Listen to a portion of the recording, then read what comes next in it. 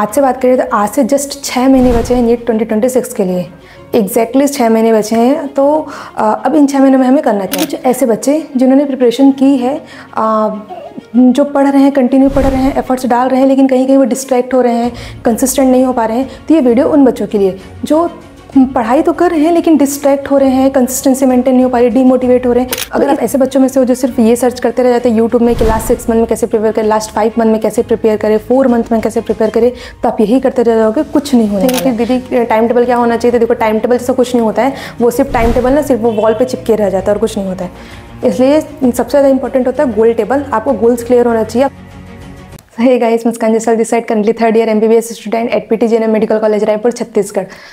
अगर हम आज से बात करें तो आज से जस्ट 6 महीने बचे हैं नीट 2026 के लिए।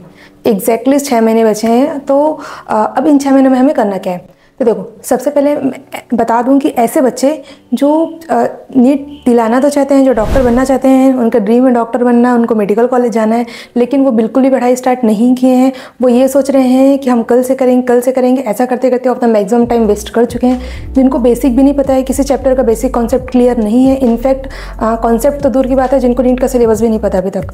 तो अगर आप ऐसे बच्चे हैं, तो अगर आप और आपका मिस यही क्वेश्चन है कि क्या मेरा सिलेक्शन होगा कि नहीं होगा, तो मैं बता दूं कि सोचने से सिलेक्शन नहीं होता है, उसके लिए बहुत एफर्ट्स डालने पड़ते हैं। तो अगर आपका बिल्कुल बेसिक क्लियर नहीं, कुछ भी नहीं जानते हैं, और आप अगर आज से अगर आप में से बोलोगे कि मैं अभी से स्टार्ट करूँ प्रिपरेशन, तो क्या सिलेक्शन होगा? तो नहीं। नीट कोई हुआ नहीं है। नीट बहुत बहुत डेडिकेशन चाहिए एक नीट एग्ज़ाम को क्रैक करने के लिए। इतना आसानी से नहीं होता है। लाखों बच्चे अपेयर होते हैं, जिनमें से सिर्फ 1% लोगों का सिलेक्शन होता है। कंपटीशन बहुत ज़्यादा है। तो आप अभी से ही रेस से बाहर हो चुके हैं।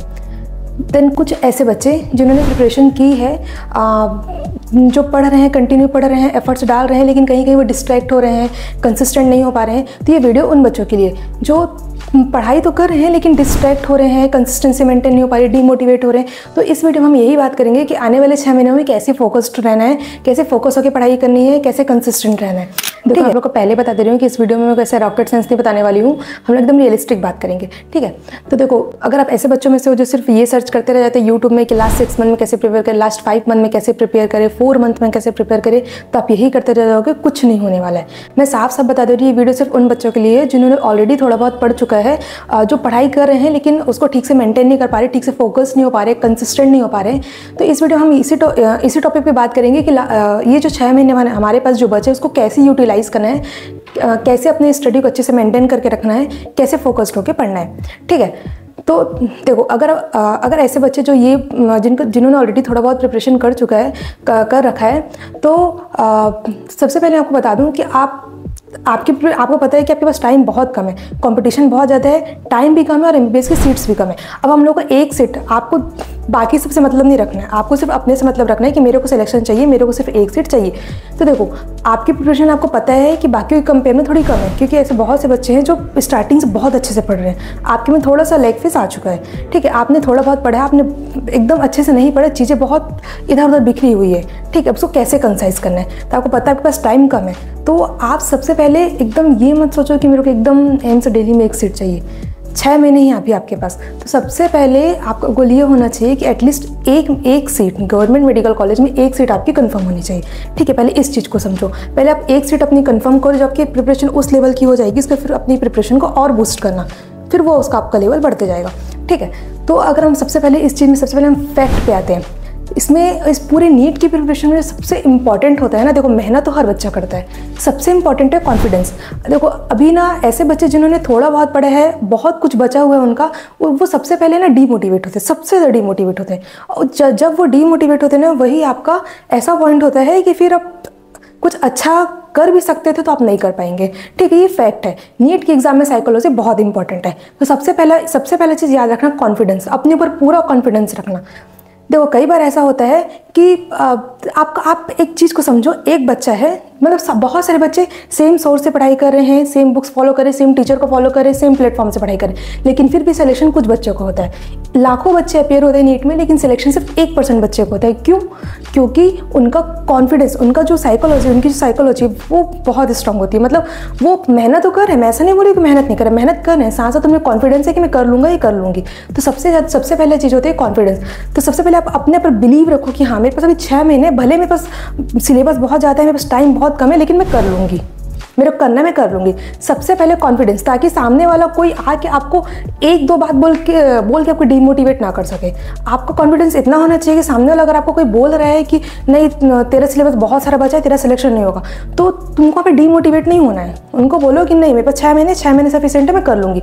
सबसे पहला चीज़ आता है इसमें कॉन्फिडेंस। तो अब सेकंड चीज़ आता है इसमें सिलेबस। अब क्या करना है आप लोग को, आपके पास टाइम बहुत कम है तो आपको स्मार्ट वर्क करना है। आपका जो भी सिलेबस है, फिजिक्स, केमिस्ट्री, बायो, 3 सब्जेक्ट है, इसको सब्जेक्ट वाइज डिवाइड कर लो।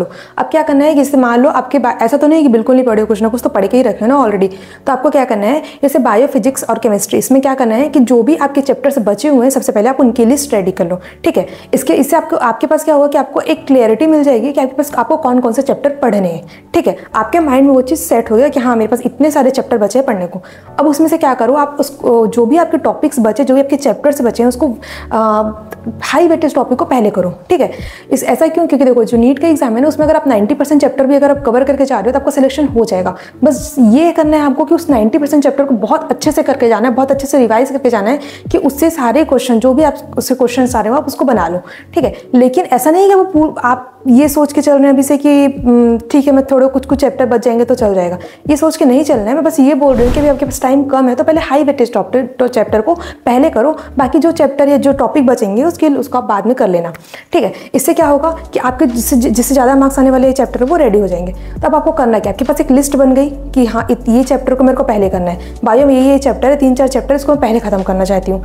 इसको क्या करना है, उसका आपको लेक्चर करना है, नोट्स करना है। लेक्चर आप देखो, मैं आपको बस इतना बोलूँगी, आप लेक्चर जहाँ जिस प्लेटफॉर्म से आप पढ़ाई कर रहे हैं पूरा उसका डिटेल में लेक्चर देखो, क्योंकि अभी आपके पास बहुत टाइम है। वन शॉट अभी से मत देखना ये वन शॉट, अभी 6 महीने बहुत होते हैं। तो जो भी आपके चैप्टर बचे उसका डिटेल लेक्चर देखो। नोट्स आपके ऊपर डिपेंड करता है कि आप क्या करना चाहते हो। देखो कई बच्चे ऐसे होते हैं जो सिर्फ नोट्स से पढ़ाई करते हैं। अगर आप मेरा सजेशन लोगे तो आप नोट्स बनाने का इतना टाइम बचा नहीं है, तो आप ये कर सकते हो, जैसे बायो में नोट्स बनाने को इतना जरूरत भी नहीं होता है। आप एनसीईआरटी को लाइन टू लाइन जो भी आपके टीचर्स पढ़ा रहे हैं, एनसीईआरटी को ही आप साथ में करते जाइए। जो भी ऐसा लाइन से, जो भी टॉपिक, जो भी पॉइंट अगर एक्स्ट्रा लग रहा है, जो इंपॉर्टेंट लग रहा है, उसको एनसीईआरटी के साइड में नोट कर लो। सबसे अच्छा तरीका यही है। नोट्स के पीछे ही मत भागो, टाइम इतना नहीं बचा है। बस अभी आपको क्या करना है, आपका ये माइंडसेट होना चाहिए कि फटाफट चैप्टर को कैसे अप्रोच करें, कैसे खत्म करें। सिलेबस को बस अपने को निपटाना है जल्दी, ठीक है। निपटाना इन द सेंस डिटेल में पढ़ना है ना, ऐसा नहीं कि आप वन शॉट देके निपटा रहे हो, ठीक है। तो सबसे पहले क्या करना है, जो भी आपके पास आपके चैप्टर क्लियर हो गए, आपको कौन कौन सा टॉपिक करना है, ठीक है, उनके लेक्चर करना है, नोट्स बनाना है। नोट्स आपके ऊपर मैं छोड़ दी हूँ। अब उसके बाद आपको क्या करना है, जो भी आप जैसे आप एक चैप्टर किए, एक चैप्टर का लेक्चर किए, उसका नोट्स किए, अब क्या करना है कि उसका क्वेश्चन प्रैक्टिस करना है। क्वेश्चन प्रैक्टिस कहाँ से करोगे, आपके पास जो भी मॉड्यूल होगा, जो भी कोचिंग को आप फॉलो कर रहे हो, ठीक है, जिस भी कोचिंग से आप पढ़ रहे हो उसका, या तो देखो अगर अपने से बुक पूछोगे ना तो बुक सिर्फ आपको एनसीईआरटी फॉलो करनी है। किसी भी कोचिंग के मॉड्यूल को मैं अभी सजेस्ट नहीं करूंगी, क्योंकि मॉड्यूल पढ़ने का टाइम नहीं है। एनसीईआरटी से लाइन टू लाइन क्वेश्चन आता है, तब एनसीईआरटी करो। लेकिन अब अगर आप क्वेश्चन प्रैक्टिस के लिए बोलोगे तो आपकी कोचिंग से जो भी आपको डीपीपी प्रोवाइड किया जाता है, या फिर जो भी मॉड्यूल, देखो अगर मॉड्यूल करने का टाइम नहीं है ना आपके पास, क्योंकि बहुत सारे क्वेश्चंस रहते हैं उसमें, तो आप क्या करो कि सबसे पहले आपका मेन टारगेट होना चाहिए कि एटलीस्ट डीपीपी जो आपको डेली प्रैक्टिस पेपर मिलता है वो, और आपका प्रीवियस ईयर क्वेश्चन पीवाईक्यू, ये आपका कवर होना चाहिए हर चैप्टर का, क्योंकि पीवाईक्यू बहुत इंपॉर्टेंट है। पीवाईक्यू से as it is same question भी आ जाते हैं, तो एटलीस्ट क्वेश्चन प्रैक्टिस के नाम पे पीवाईक्यू तो आपको करना ही करना है, ठीक है। बाकी अब जितना ज़्यादा अलग अलग, आजकल तो ऑनलाइन में कितने सारे क्वेश्चन पेपर अवेलेबल हो जाते हैं, जितना ज़्यादा आप क्वेश्चन प्रैक्टिस करेंगे उतना आपके लिए अच्छा होगा। तो अब क्या किया, आप उस चैप्टर का लेक्चर कर लिए, आपको नोट्स कर लिए, उसका आप क्वेश्चन प्रैक्टिस कर लिए, आपका वो चैप्टर एक बार रेडी हो गया। अब क्या करना है, उस चैप्टर को छोड़ना नहीं है, आपको रिवाइज करते जाना है। ऐसा नहीं है कि आप आगे पार्ट पीछे से पार्ट वाला काम नहीं करना है। तो आपको क्या करना है कि अगर आप आगे कुछ 2 से 3 दिन के बाद, जैसे अगर आप आज एक चैप्टर पढ़े, उसका पूरा रिवीजन भी कर लिए, आप क्वेश्चन पे उसका पीवाईक्यू भी लगा लिए, तो कम से कम आज कर रहे हो तो कल एक बार उसको थोड़ा सा रिवाइज कर लेना। आज फिर कल करने के बाद एटलीस्ट 2 से 3 दिन बाद उसको फिर से एक बार देख लेना। मेरा कहने का मतलब है आप सिर्फ आगे मत भगो, आपको पीछे भी चीज़ों को लेके चलना है साथ में, ठीक है। तो रिवीजन बहुत इंपॉर्टेंट है। अब उसके बाद क्या करना है, उसके बाद आता है टेस्ट। अब देखो टेस्ट आपको एकदम फुल सिलेबस टेस्ट अभी से नहीं दिलाना है। देखो मैं ऐसा मानती हूँ कि सबसे पहले आप यूनिट वाइज टेस्ट दिलाओ, मतलब मैं ऐसे ही कर देती हूँ, पहले यूनिट वाइज टेस्ट दिलाओ। जब वो आपका यूनिट पूरा कवर हो जाएगा फिर आप पार्ट सिलेबस टेस्ट दिलाओ, उसके बाद फुल सिलेबस टेस्ट में जाना, ठीक है। तो लेकिन टेस्ट बिल्कुल स्किप मत करना। करना। कई बार ऐसा होता है कि आप ऐसा सोचोगे कि जो आप टेस्ट दिला रहे हो उसमें जो सिलेबस हुआ है वो मेरा बचा हुआ है, उसमें मेरा बैकलॉग है, मैं नहीं पढ़ पा रही हूँ, मैं नहीं कर पा रही हूँ। तो आप यही सोचते रह जाओगे। अगर आप इसको बोलते टेस्ट से बचना, अगर आप ऐसे सोचते रह जाओगे ना तो वो नीट का एग्जाम आ जाएगा, आप नहीं दिला पाओगे टेस्ट। और लिटरली टेस्ट बहुत इंपॉर्टेंट है, नीट में बहुत इंपॉर्टेंट है।